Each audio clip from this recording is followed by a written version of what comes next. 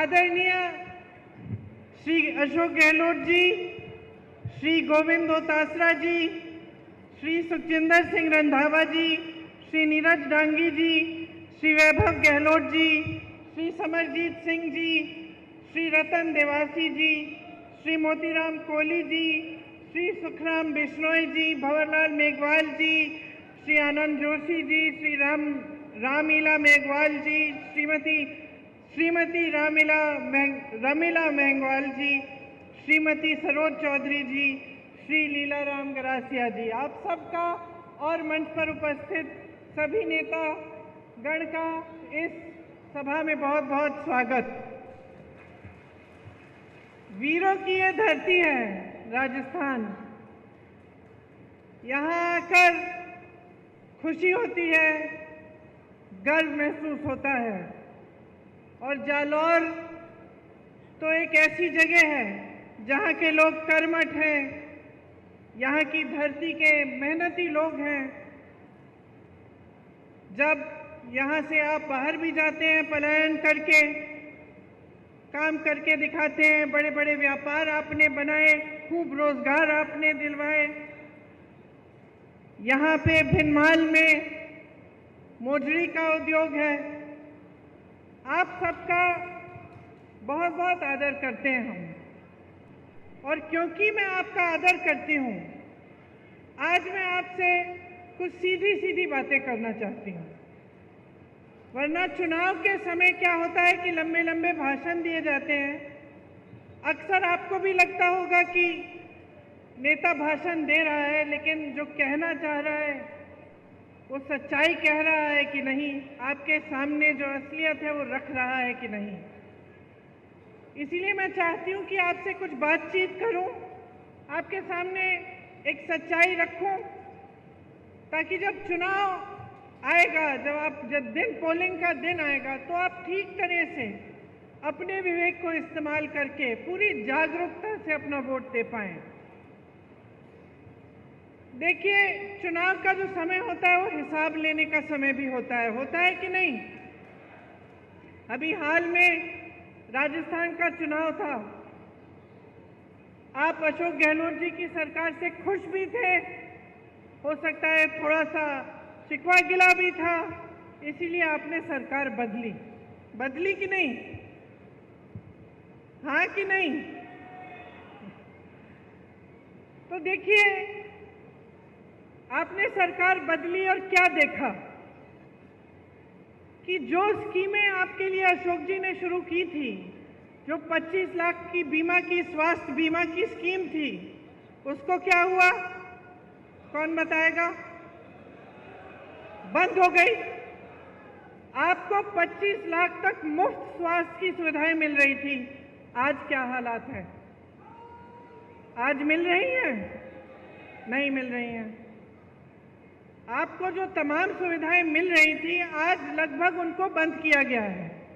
और ये इसलिए है कि जो सरकार आपने अब चुनी है अपने प्रदेश में, वो सरकार आपके हित के लिए काम नहीं कर रही है। अब अगला चुनाव आया है, देश का, पूरे देश का चुनाव है, तो सोच समझ के अपना वोट दीजिएगा। आपने खुद अपने प्रदेश में देखा है कि जो आपके लिए अच्छा हो रहा था वो बंद कर दिया गया है। तो क्या पूरे देश में आप ऐसा चाहते हैं? तो ये तय करने का समय है कि आप चाहते क्या हैं। आजकल चुनाव के समय एक अजीब सा माहौल बन गया है। आपने देखा होगा, आपके ध्यान को भटकाने वाली सारी बातें हो रही हैं, बड़े बड़े प्रचार हो रहे हैं, अजीब सी बहकी बातें हो रही हैं। आपने सुना होगा, प्रधानमंत्री जी के भाषण सुने होंगे, कहाँ की बातें करते हैं। अभी राजस्थान आए तो अपने भाषण में कह डाले कि आपके जन जन के आराध्य बाबा रामदेव साहब, उनका जन्म कश्मीर में हुआ।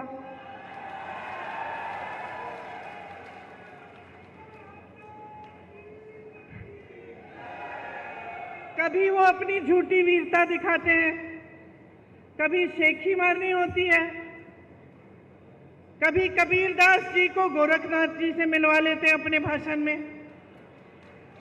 कभी गटर से गैस बनाते हैं, कभी बादल में मिसाइल छोड़ देते हैं, कभी मांस मछली की बात करते हैं, कभी ईमेल उस समय की बात करते हैं जब ईमेल था ही नहीं, उस जमाने की बात करते हैं कि मैंने तब ईमेल भेजा, कभी हवा में उड़ते हैं तो कभी समुंदर के नीचे चले जाते हैं। अब मैं आपसे एक सीधी सी बात पूछना चाहती हूँ बहनों और भाइयों, आप दूर दूर से यहाँ आए हो एक नेता की बात सुनने के लिए, इन बातों से आपके जीवन का क्या मतलब है बताइए?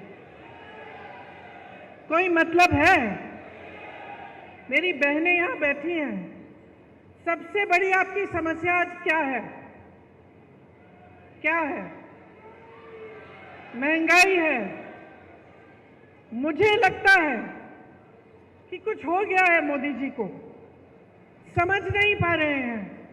क्या होता है ना, कई बार इतनी सत्ता हो जाती है कि लोग सच्चाई बताते ही नहीं हैं, घिर जाता है इंसान, चाहे उसके संघर्ष की कुछ भी उसका अनुभव होता है, लेकिन जब सत्ता इतनी हो जाती है लोग डरते हैं, अधिकारी डरते हैं, जो साथ में काम करते हैं वो डरते हैं कि असलियत ना बताएं, तो वो इंसान कट जाता है जनता से। और मुझे सचमुच लगता है कि मोदी जी कट चुके हैं देश की जनता से। कैसी कैसी बातें कर रहे हैं, जब आपकी समस्याएं सीधी सीधी महंगाई, बेरोजगारी सबसे बड़ी समस्याएं। 10 सालों में आप बताइए मुझे, महंगाई घटी है? बेरोजगारी बढ़ी है कि नहीं? बढ़ी है ना? आपको मालूम है बहनों, आज 45 साल में सबसे ज्यादा बेरोजगारी ये देश देख रहा है। किसकी बदौलत? मोदी जी की 10 साल की सरकार रही है। आज कह रहे हैं कि सिलेंडर को 400 में बिकवाएंगे, तो पिछले इतने सालों से 1200 में क्यों खरीदवाया? मेरी बहनें सिलेंडर भर नहीं पा रही थी, तब कहाँ थे मोदी जी? चुनाव नहीं था ना बहनें, इसलिए चुनाव नहीं था। अब चुनाव आ रहा है तो सिलेंडर का दाम घट रहा है, चुनाव आ रहा है तो महंगाई घटाने की कोशिश हो रही है। नहीं तो अब तक पेट्रोल डीजल के दाम क्या थे? नहीं तो अब तक आप अगर दुकान जाती हैं, आजकल नवरात्रि का समय है, त्योहार का समय है, आप दुकान जाती हैं अपने बच्चों के लिए कपड़े खरीदने के लिए, अच्छे अच्छे कपड़े पहनेंगे इस समय, या कुछ खरीद और जूते खरीदने के लिए, या फिर सब्जी भाजी खरीदने के लिए अगर आप दुकान जाती हैं तो क्या होता है? घबराहट होती है कि नहीं कि आधी चीजें खरीद नहीं पा रही हैं? मुश्किल से आप पैसा इकट्ठा करती हैं। जब कोई बीमार होता है घर में तो इलाज के समय क्या होता है? जमीन बेच देते हैं, अपनी जमीन बेच देते हैं। बच्चों की शादी करानी पड़ती है तो क्या करते हैं? कर्ज लेते हैं। तो जब ये है आपकी स्थिति, जब आपका जीवन हर रोज आप संघर्ष कर रहे हैं, चाहे मेरी बहनें हों, चाहे मेरे भाई हों जो खेती का काम करते हैं, आप बताइए खेती में जो जो सामान आप इस्तेमाल करते हैं वो महंगे हुए हैं कि नहीं? पेट्रोल डीजल तो छोड़िए, लेकिन हर चीज पे आपको जीएसटी देनी पड़ती है कि नहीं? उससे क्या हुआ? आपकी मुश्किलें बढ़ी हैं। खेती किसानी में से जो नौकरियां, जो रोजगार मिलते थे वो बंद हो रहे हैं, क्योंकि खेती से कमाई नहीं हो रही है। जो सामान आपको इस्तेमाल करने होते हैं, चाहे खाद हो चाहे कुछ भी हो, उस पर जीएसटी भर भर के आपकी कमर तोड़ी जा रही है। महंगाई से आप जूझ रहे हैं, आपकी कोई सुनवाई नहीं है।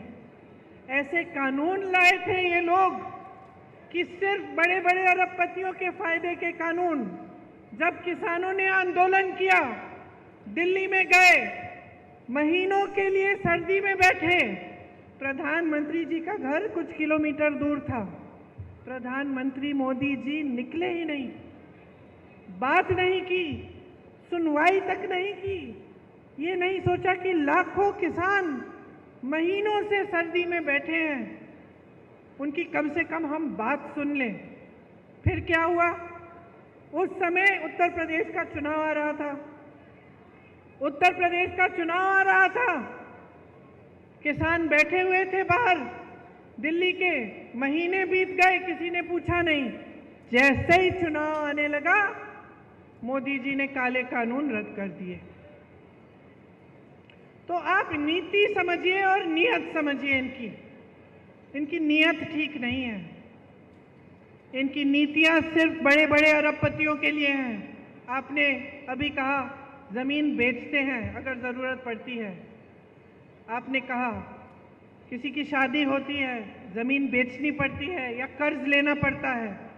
आपने देखा होगा कुछ दिनों पहले एक बड़े अरबपति के बेटे की शादी हुई। आपने देखा होगा कि किस धूमधाम से शादी की। ठीक है, बुरी बात नहीं है, जिसको जैसा करना है करे, लेकिन आपने कभी सोचा है कि इतना पैसा कहां से आ रहा है? इतना पैसा कहां से आ रहा है? इतना पैसा इसलिए है इन लोगों के पास क्योंकि मोदी जी ने इनके कर्ज माफ किए हैं। 16,000 करोड़ रुपए के इनके कर्ज माफ किए हैं। अब आप सोचिए, 16,000 रुपए का कर्ज था, माफ किया गया, और जो किसान सड़क पे बैठा हुआ अपना हक मांग रहा था, जो किसान 10,000 रुपए के लिए आत्महत्या कर रहा है, जो किसान कर्ज में डूब रहा है, उसका कर्ज माफ करने की बात ही नहीं।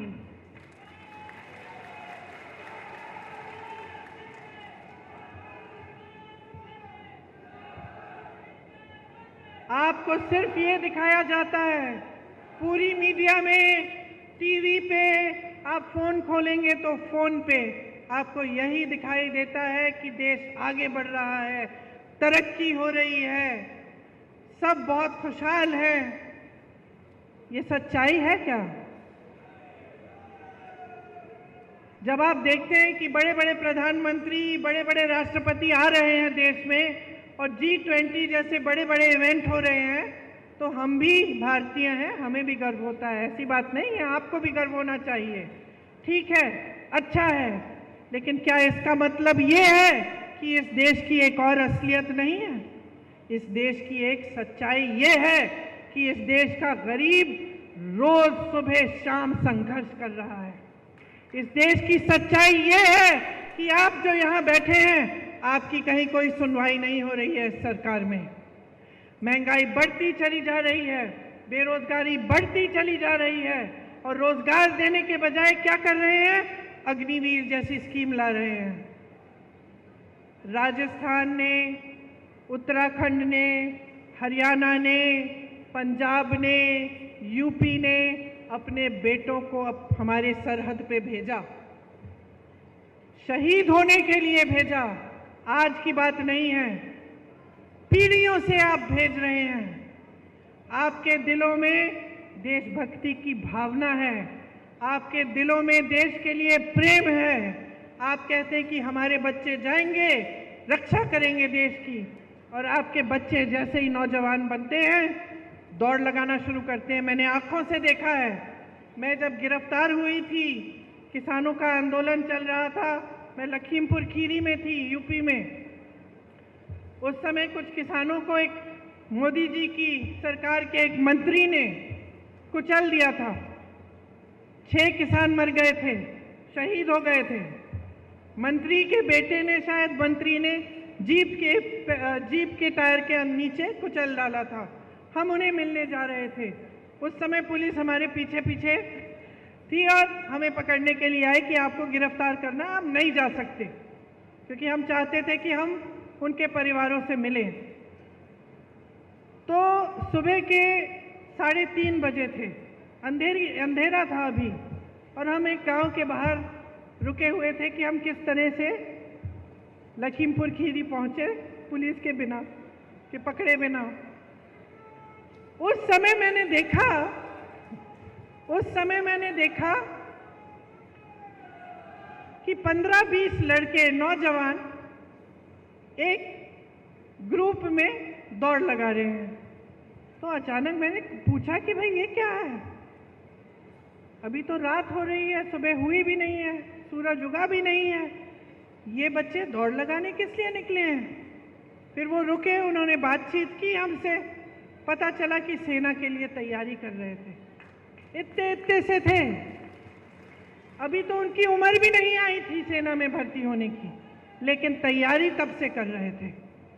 क्या उम्मीदें होंगी उनकी, क्या आशाएं होंगी, दिल में कैसी भावना होगी देशभक्ति की, और ये भी भावना कि अपने माता पिता के लिए बड़े होकर हम कमाएंगे, एक स्थायी रोजगार मिलेगा, सेना में हम भर्ती होंगे, हमारे माता पिता को गर्व होगा और हम उनका देखभाल कर पाएंगे। ये भावना ये मोदी जी समझ ही नहीं पा रहे हैं।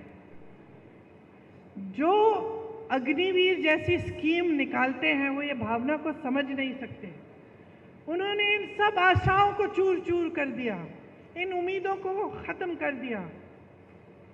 वो समझे नहीं कि सेना में भर्ती होने का मतलब क्या है नौजवानों के लिए और तमाम देश की जनता के लिए, समझ नहीं पाए। अब उन्होंने वही चीज़ चार सालों की कर ली। 4 सालों के लिए कौन करेगा? एक बच्चा आया हमारे पास मुंबई में, मेरे भाई की यात्रा थी, पास आया, रोने लगा। कहा कि आपको मालूम है 2 बार मैं भर्ती हो चुका हूँ, मेरा नाम आ चुका है सूची में, लेकिन हिम्मत नहीं हो रही है दीदी। 5 सालों के लिए हिम्मत नहीं हो रही है कि मैं ये काम करूं। पिताजी भी कह रहे हैं बेटा छोड़ दो, कोई फायदा नहीं है, 5 सालों के लिए तुम जाओगे, क्या पता क्या होगा, स्थायी तुम्हें रोजगार नहीं मिल रहा है, पूरे जीवन के लिए तुम कमा नहीं पाओगे, वापस आओगे तो क्या होगा। तो अब ये स्थिति हो गई है कि रोजगार बनाने के बजाय आप रोजगार घटा रहे हैं। खेती से रोजगार बनता था, आज खेती में कमाई नहीं बची। छोटे छोटे जो कारोबार थे, छोटे बिजनेस थे, जो यहाँ के इतने सारे व्यापारी हैं, आप रोजगार बनाते थे, आज आपकी मुश्किलें बढ़ गई हैं। जीएसटी से, नोटबंदी से, ऐसी नीतियों से जिससे आपकी भी कमर टूट रही है, जिससे आप खुद कमा नहीं पा रहे हैं। तो ये जो सरकार है ये आपके लिए नहीं चल रही है। देखिए, कांग्रेस पार्टी ने इस बार ये बात गहराई से समझी है। हम इस बात को समझे हैं कि पिछले 10 सालों के लिए मेरी बहनें आपके साथ अन्याय हो रहा है, मेरे भाई आपके साथ अन्याय हो रहा है, किसानों के साथ अन्याय हो रहा है, नौजवानों के साथ अन्याय हो रहा है, बहनें आपके साथ अन्याय हो रहा है। हम इस बात को गहराई से समझ रहे हैं। इसीलिए हम चाहते हैं कि हम ऐसी चीज़ें लाएं इस देश में जो आपको मजबूत बनाएं। जिस तरह से बड़े बड़े उद्योगपतियों के लोन माफ़ हो रहे हैं, जिस तरह से देश की पूरी संपत्ति इनको दी जा रही है, हवाई अड्डे इनके हो गए हैं, बड़े बड़े कारखाने इनके हो गए हैं जितने सरकारी थे जहाँ से रोजगार मिलते थे, बंदरगाह इनके हो गए हैं। हम चाहते हैं कि ये सारी संपत्ति वापस आपके हाथों में आए, क्योंकि बहुत संघर्ष हो गया है और आप झूठों के बहुत शिकार हो गए हैं। आपको सिर्फ झूठ ही झूठ बताया जाता है, सच्चाई आपके सामने रखी ही नहीं जाती। हमारी इच्छा है और हमने ये घोषणा की है कि केंद्र में जो 30 लाख रोजगार खाली पड़े हुए हैं उन्हें हम भरेंगे। अगर एक नौजवान स्नातक पास होता है और उसको नौकरी नहीं मिल रही है, हम उसको अप्रेंटिसशिप के तौर पे, जैसे जो अमीर लोग होते हैं उनके बच्चे पढ़ाई करते हैं, उसके बाद उनको 1 साल के लिए किसी के में जॉब लगा देते हैं, 1 साल के लिए उनको थोड़ा बहुत पैसा कमा लेते हैं और वो सीख भी लेते हैं। लेकिन गरीबों के लिए ये मौका नहीं मिलता। तो हमने कहा है कि हम आपके लिए ये मौका बनाएंगे। जो बच्चे स्नातक पास हैं उनको 1 लाख रुपए मिलेंगे अप्रेंटिसशिप करने के लिए। जो गिग इकोनॉमी में काम करते हैं, मतलब जो डिलीवरी के होते हैं, डिलीवरी स्कूटर पे डिलीवरी करते हैं या इस तरह के काम करते हैं, उनकी आजकल सामाजिक सुरक्षा नहीं है। हम उनको सामाजिक सुरक्षा देंगे। 5,000 करोड़ का हम एक फंड बनाएंगे जो सिर्फ नौजवानों के लिए होगा। आप ताली बजा रहे हैं, नौजवान हैं, अगर आप एक छोटा सा अपना कारोबार शुरू करना चाहेंगे, एक स्टार्टअप बनाना चाहेंगे, अपना छोटा बिजनेस, तो इस फंड से आपको पैसे मिलेंगे।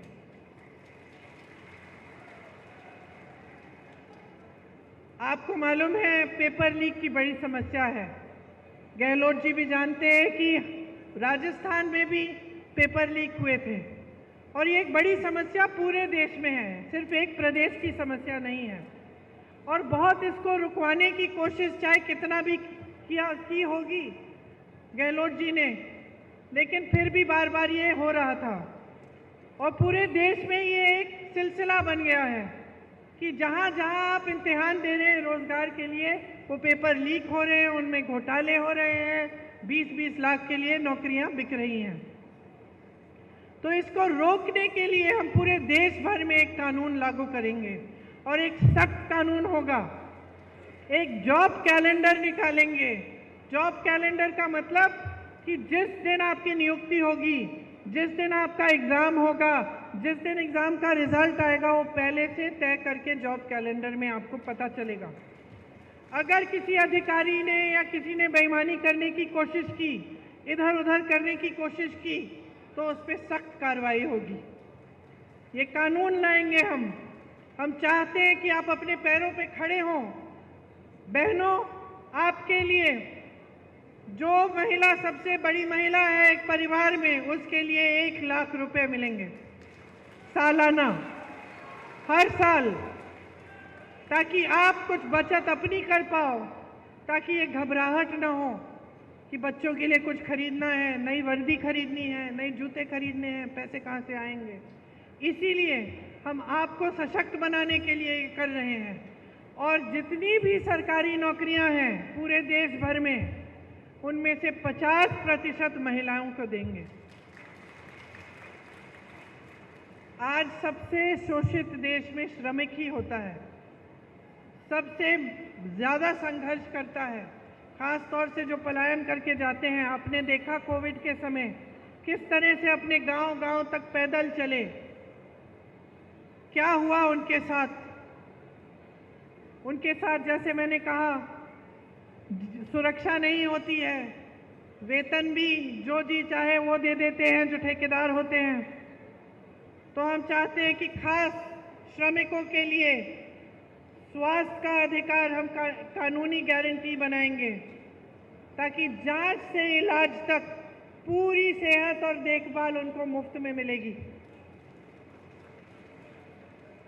राष्ट्रीय न्यूनतम मजदूरी हम तय करना चाहते हैं, ताकि आपको 400 रुपये प्रतिदिन के कम से कम कोई नहीं दे पाएगा।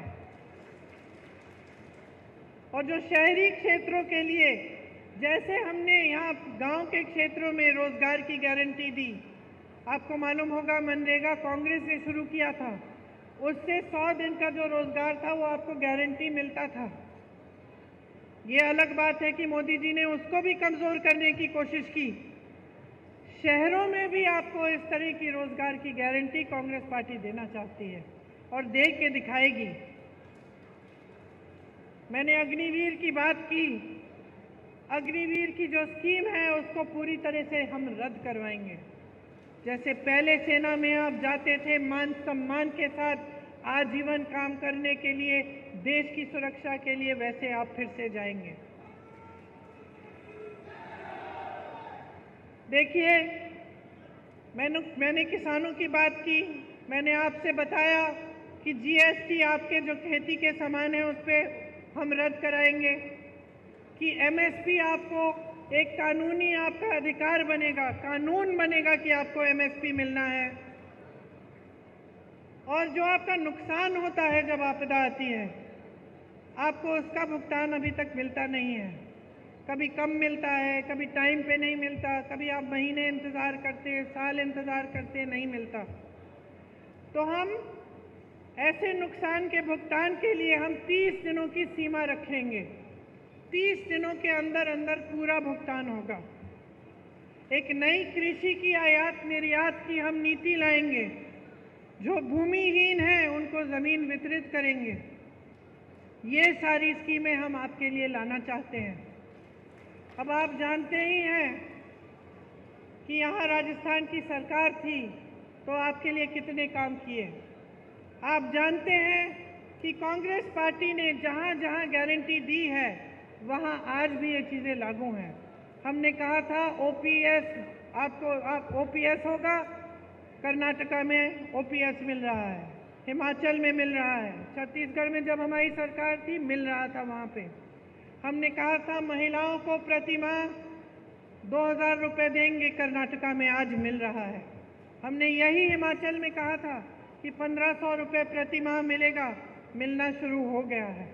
तो जो बातें हमने की हैं वो हमने करके दिखाई हैं। खोखली बातें नहीं हैं जैसे मोदी जी आपके सामने करते हैं कि 15 लाख आपके खाते में आ जाएंगे। अभी तक नहीं आए, 10 साल बीत गए हैं।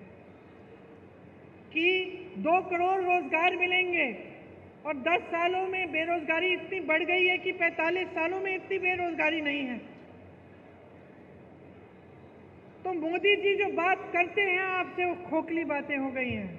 हो सकता है एक जमाने में 10 साल पहले जब शुरू में उन्होंने की थी, हो सकता है उनकी भी इच्छा थी कि वो पूरी करेंगे, लेकिन अब वो इच्छा भी नहीं है।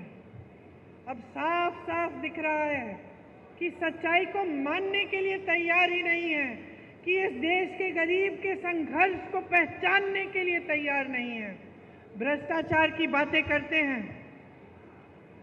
शायद इस देश के इतिहास में पहली बार ऐसा हुआ होगा कि दो मुख्यमंत्रियों को जेल में डाल दिया भ्रष्टाचार के बहाने। सारे जितने भी विपक्ष के नेता हैं सब पे ईडी, सीबीआई, इनकम टैक्स एजेंसियां इतना दबाव डाल दिया भ्रष्टाचार कह के, और जब चाहते हैं कि कोई उनकी पार्टी में आ जाए तो अचानक वो भ्रष्टाचार की बातें खत्म हो जाती हैं। वही लोग जिनके खिलाफ ये आरोप लगाते हैं, मोदी जी मंच पे खड़े होकर कहते हैं कि ये हजारों करोड़ का घोटाला किया इन्होंने, वही लोग जिस दिन मोदी जी की पार्टी में शामिल हो जाते हैं उस दिन मोदी जी ये सब बोलना बंद करते हैं, केस धुल जाते हैं, भ्रष्ट नहीं रहते, वही लोग पाक हो जाते हैं। और सबसे बड़ा भ्रष्टाचार इनका क्या है? सबसे बड़ा भ्रष्टाचार आज सामने आया है जब सुप्रीम कोर्ट ने कहा कि जिसने किसी भी राजनीतिक दल को चंदा दिया है उसकी सूची निकाल के हमें दीजिए। तो क्या हुआ? पहले तो सूची मिली नहीं इनको।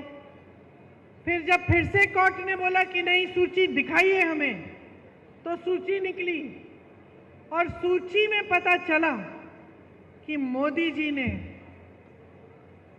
जितने भी भ्रष्ट व्यापारी हैं उनसे तो चंदा ली ही।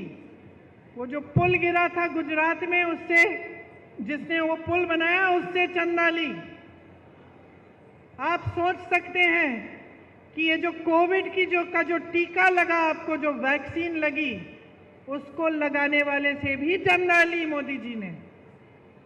सबसे ज्यादा चंदा मोदी जी ने ली।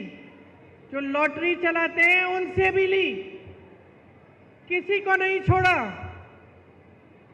सबसे या तो सबको ठेका दिया या किसी की पे एजेंसी लगा दी, चंदा ली, एजेंसी हटा दी।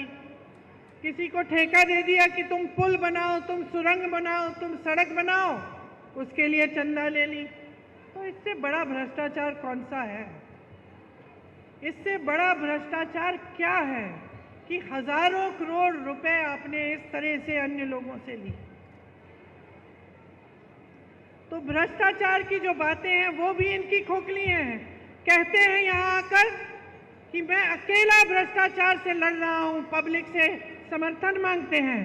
सच्चाई नहीं है, भ्रष्टाचार से नहीं लड़ रहे हैं। ये सिर्फ विपक्षी दलों का मुंह बंद करना चाहते हैं। किसी भी बहाने किसी का घर ले लिया, किसी पे केस डाल दिया, किसी को जेल में डाल दिया। लेकिन मैं आपसे कहना चाहती हूँ कि हम डरने वाले नहीं हैं।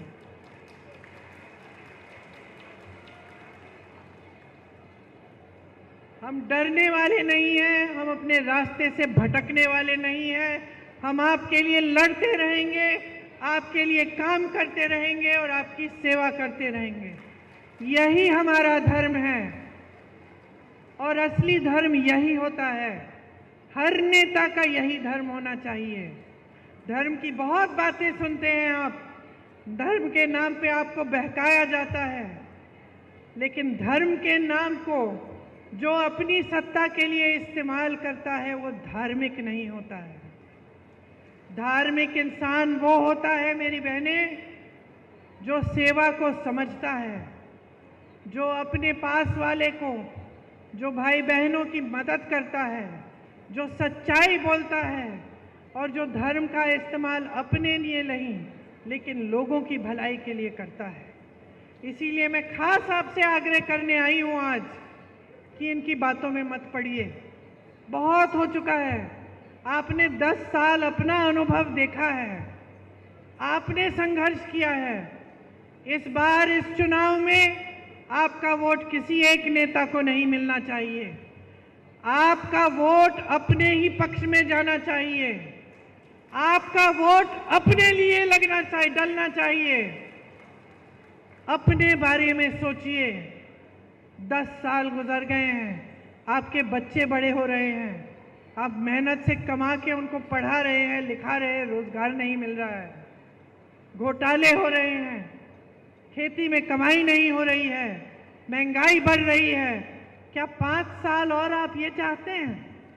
आप ऐसी सरकार चाहते हैं जो ऊपर से ऐसे दिखे कि आपको सोने का कोई डब्बा दे रहा है, डब्बा खोला तो कुछ खाली है, सब कुछ खाली है, और खूब प्रचार के साथ ये कहा जा रहा है कि आपको दे रहे हैं, दे रहे हैं, दे रहे हैं। इस गलतफहमी में मत पड़िए। अगर आपको दिया होता तो आज ये आपकी परिस्थिति नहीं होती। अगर आपको सचमुच एक सरकार मिली होती जो आपके हित में काम कर रही होती तो आपकी आज ये परिस्थिति नहीं होती कि आप महंगाई से जूझ रहे हैं, कि आप गरीबी के दलदल में फंसे हुए हैं। आपको इस दलदल से निकलना है तो एक ऐसी सरकार लाइए जो आपके लिए काम करे, जो आपको गरीबी से निकाले। आपको मालूम नहीं होगा कि कांग्रेस की सरकार ने करोड़ों लोगों को गरीबी से निकाला और बीजेपी की ये जो सरकार है वापस उनको गरीबी में ढकेला है। तो आप समझिए इन बातों को गहराई से। मेरी तो यही आग्रह है कि ध्यान से आप हर चीज को समझिए, अपने जीवन को देखिए। तरक्की आई नहीं आई, तरक्की नहीं आई है 10 सालों में तो फिर से ये सरकार मत लाइए, क्योंकि कुछ बदलेगा नहीं। अगर आप बदलाव लाना चाहते हैं, अपने देश को सचमुच आगे बढ़ाना चाहते हैं, तो सबसे पहले आपको खुद आगे बढ़ना पड़ेगा। अगर आप अपने पैरों पे खड़े नहीं होंगे तो ये देश किसी G20 से, बड़े बड़े इवेंटों से आगे नहीं बढ़ सकता। इस देश का गरीब जब सक्षम होगा, इस देश का एक एक नौजवान जब अपने पैरों पे खड़ा होगा, जब एक एक महिला पढ़ी लिखी होगी, जब उसको भी रोजगार मिलेगा, जब देश का किसान गर्व से कह पाएगा कि आज मैंने इतना कमाया अपनी खेती से, अपने बच्चों की भूख मिटाई है अपनी खेती से, तभी ये देश सक्षम होगा, तभी ये देश आगे बढ़ पाएगा।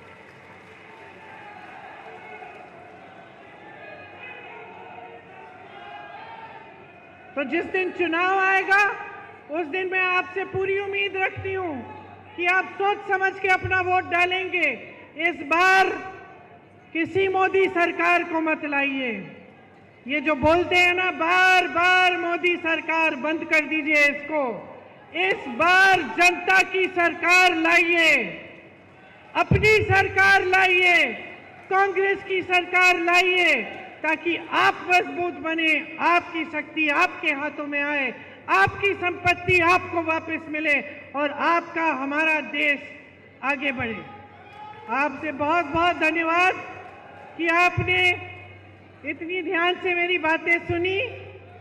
मेरी बहनों को घर भी जाना पड़ेगा तो मैं आपको छोड़ती हूँ अब, और आपसे आग्रह फिर से करती हूँ कि आपने जिस तरह से मेरी बातें ध्यान से सुनी हैं उतने ही ध्यान से, एकदम जैसे अर्जुन की आंख मछली की आंख पर अर्जुन का निशाना, अर्जुन का ध्यान रहता था।